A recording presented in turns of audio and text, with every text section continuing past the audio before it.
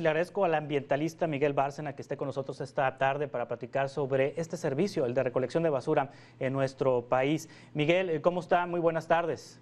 Juan Carlos, como siempre, un gusto estar contigo y con tu audiencia, a tus órdenes. ¿Hay algún municipio del país, algún estado de la República del país, Miguel, que sea un ejemplo de recolección de basura, un ejemplo de tratamiento de los desechos, un ejemplo de prestación de este servicio público?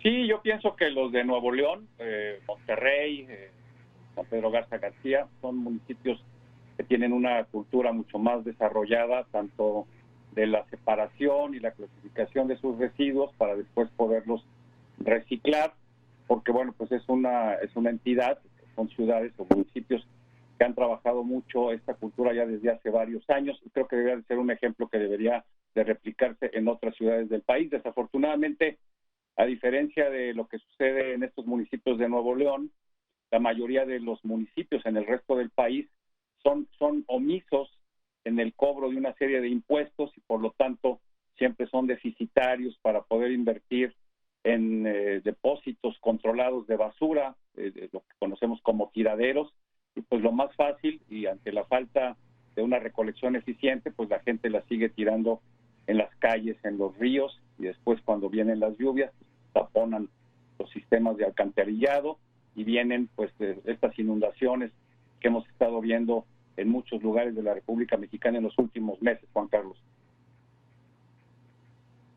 Sí, Miguel, hablamos ya de los municipios del país que tienen sistemas de recolección de basura que pueden ser tomados como ejemplo.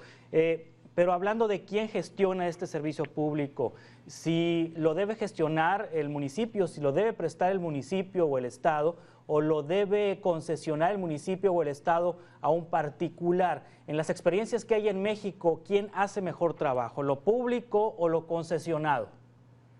Mira, no conozco bien ejemplos de servicios concesionados, pero es evidente que los gobiernos municipales, de quienes depende la recolección y la disposición final de los residuos, no lo hacen bien, por lo que te decía, porque no tienen recursos, porque no invierten, porque no cobran impuestos, en fin. En la Ciudad de México, para ponerte un ejemplo, una ciudad de tantos millones de personas, solo hay 15,000 trabajadores del departamento de limpia, 15,000 cuando lo mínimo serían 30, 40,000. Y seguramente todos hemos visto que en los camiones van muchachos, gente joven, con las campanas, ayudando, como veíamos precisamente en estas imágenes. La mayoría de ellos no son empleados del departamento de limpia, son asistentes y son chalanes, y por eso los empleados del departamento de limpia siempre están pidiendo cooperaciones a los vecinos para llevarse cierto tipo de desechos, porque esa es la forma en como les pagan a sus asistentes. Entonces es un problema que viene de raíz, no hay personal suficiente, no se cuenta con transporte adecuado, no solo para recibir, sino para separar los desechos, y todo ello porque detrás hay una industria, que es la industria de la pepena, que es la que se encarga precisamente de separar y de vender los residuos para que estos puedan ser reciclados. Yo creo que es un tema en el que las autoridades, tanto municipales o de las alcaldías de la Ciudad de México, pues no le han entrado de fondo, y es algo que se debería de cambiar de raíz. Sí, porque la basura puede ser un negocio, la basura puede retribuirle a los municipios recursos que ahorita no los están contando, no los están teniendo, es decir, la basura puede reciclarse, puede venderse, puede reutilizarse. Sí, claro, hace rato en el reportaje que veíamos de Leonardo, pues veía algunas cifras que proporciona ECOCE, esta agencia ambiental sin fines de lucro, que se dedica precisamente a promover la cultura de la economía circular a través del reciclaje. En México, más o menos 1 kilo de residuos, 1 kilo de basura, como la gente normalmente le llama, tiene un costo alrededor de 4.50 centavos. Es decir, por cada kilo puedes recibir 4 pesos con 50 centavos. Obviamente estamos hablando de PET, estamos hablando de aluminio, estamos hablando de cartón, estamos hablando de periódico y de algunos otros residuos. Por eso es que mucha gente basa su economía familiar en la recolección, en la pepena y en la venta de basura. El problema es que si no invertimos, si no informamos para generar una cultura ambiental, una cultura del reciclaje precisamente para transitar a una economía circular, no vamos a avanzar, independientemente de quién se encargue, si sean los privados o sean los gobiernos. En Estados Unidos, por ejemplo, y en otros países, sí están concesionados estos sistemas de recolección de residuos y funcionan eficientemente. El gobierno les paga una cantidad a través de contratos y ellos se encargan de tener el equipo necesario, el personal capacitado, los confinamientos controlados, etcétera. Y hay una mina de oro con el tema de los residuos que deberíamos de explotar precisamente para generar más recursos, Juan Carlos. Sí, Miguel Bárcena, pero luego ocurre que hay municipios en México que han concesionado el servicio de recolección de basura a particulares y deja el municipio de pagar la mensualidad, deja de pagar el contrato y entonces estas empresas abandonan el servicio y dejan al garete a las ciudades con la basura expuesta en las calles. La situación que está viviendo ahorita, por ejemplo, el municipio de Guaymas, Sonora, con una circunstancia en ese sentido. Es una realidad que los gobiernos estatales y municipales o de las grandes ciudades, pues cuando lo han concesionado, pues como tú dices, no cumplen con los pagos y entonces se genera un problema doble porque no pagan a tiempo y entonces nadie se hace cargo. Digo, Acapulco es un ejemplo también de los problemas gravísimos que tienen de recolección de basura y por las características del puerto y además por las lluvias que hay, toda la lluvia que viene y que arrastra los desechos de la zona montañosa van a parar al mar y es una verdadera tragedia ver cuánta basura hay en Acapulco.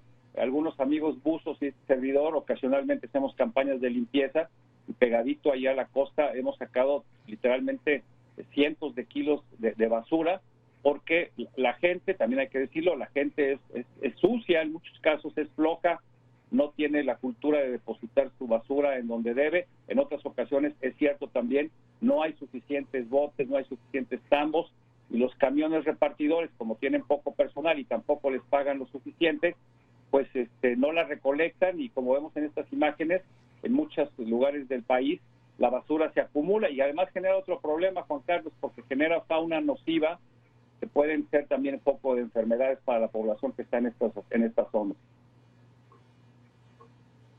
Es correcto. Y bueno, ahorita platicaba sobre la situación que ocurre en los mares, en los ríos, en los arroyos, en donde se acumula la basura, el tremendo problema de las botellas de plástico.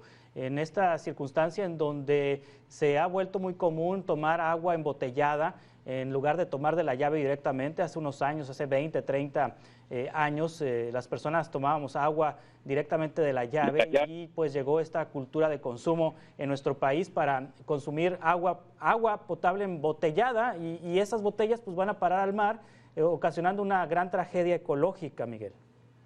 Sí, eso que mencionas es cierto, cambiamos nuestros hábitos. Hay que dejar a un lado, digamos, a la población que no tiene agua entubada en su casa y que se ven forzados a comprar garrafones. Claro.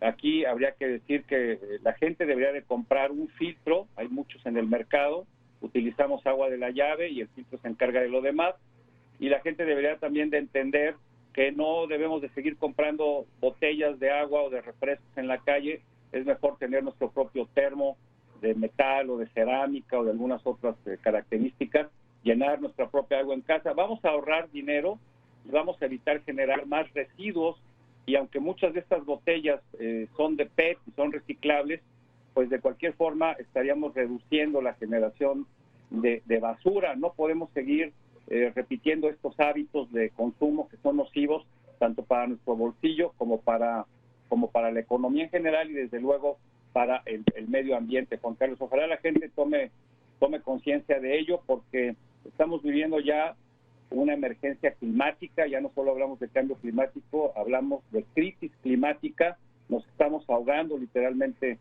en basura. Todos los días en el país producimos cerca de 120,000 toneladas de basura, que es una gran cantidad, y el problema es qué hacemos con toda esa basura. Ya Leonardo nos explicaba cuánto se recicla. De toda esa basura, el 32% es susceptible de reciclarse, pero ese 32% se recicla menos del 10%. Entonces, tenemos que hacer mucha conciencia. Permíteme ponerte un ejemplo que acabo de ver de una cervecería, de las más conocidas que hay en México, de una marca de cerveza, que acaba de lanzar un programa para ir a pescar plástico. los pescadores están muy preocupados porque cada vez hay menos peces y cada vez están más contaminados.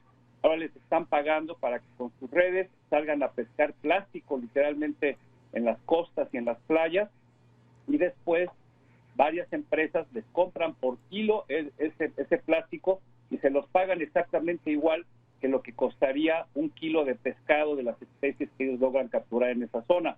Entonces esto se está volviendo un incentivo que debería de replicarse en varias costas mexicanas, que se les pague a los pescadores por ir a pescar plástico, que se les pague por kilo lo que cuesta un kilo de pescado, y ya después estas empresas se van a encargar de reciclar. Pero lo más importante es invitar a la gente a que pues cambie sus patrones de consumo, que compre menos productos empaquetados, menos productos embalados, menos productos plastificados, y que cuando lo tenga que hacer se asegure de que su disposición final, por lo menos en los botes de la casa o de la oficina, sea la adecuada para que después sean susceptibles de reciclarse. Si todos colaboramos y desarrollamos conciencia de esta forma, Juan Carlos, créeme que vamos a poder hacer un cambio, vamos a poder hacer una diferencia en nuestro país.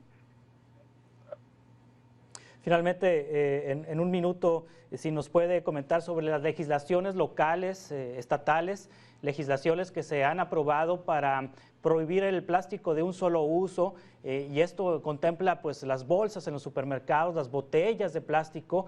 Hay legislaciones que han estado avanzando en el país. ¿Qué tanto hace falta legislar en la materia? Mira, falta una legislación nacional, una legislación federal que unifique todos los criterios. Hay 20 y tantos estados que ya tienen su propia legislación, algunas de ellas muy avanzadas. Hace unos días se aprobó en comisiones en el Senado de la República la minuta para el dictamen de una ley que desde mi punto de vista y de muchos grupos ambientalistas está corta, porque le sigue delegando la responsabilidad de la disposición final de los residuos a los consumidores, cuando los principales responsables son los fabricantes y los distribuidores. Y dos, se va hasta el 2025 para que gradualmente se vayan retirando los plásticos de un solo uso.